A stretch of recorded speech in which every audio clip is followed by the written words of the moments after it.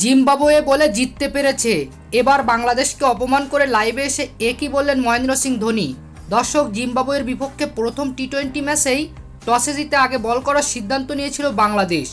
তবে ব্যাট হাতে ক্রিজে নেমে শুরুটা ভালো করলেও শেষ পর্যন্ত 124 রানের বেশি করতে পারেনি সিকান্দার রাজার দল জিম্বাবুয়ে।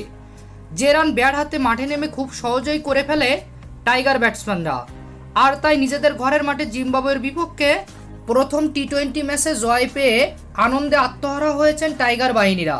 তবে অন্যদিকে জিম্বাবুয়ের বিপক্ষে এমন সহজ জয় পাওয়ায় বাংলাদেশকে লাইভে এসে ধুয়ে দিলেন মহেন্দ্র সিং ধোনি। কেননা টাইগারদের এমন জয়ে মহেন্দ্র সিং ধোনি বলেন, খেলাটা নিজেদের মাঠে আর দল জিম্বাবু বলে জয়ের দেখা পেয়েছে বাংলাদেশ। বড় কোনো দল হলে এমন জয় কখনোই পেত না শান্ত দল।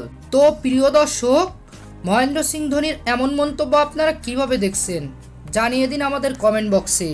ধন্যবাদ।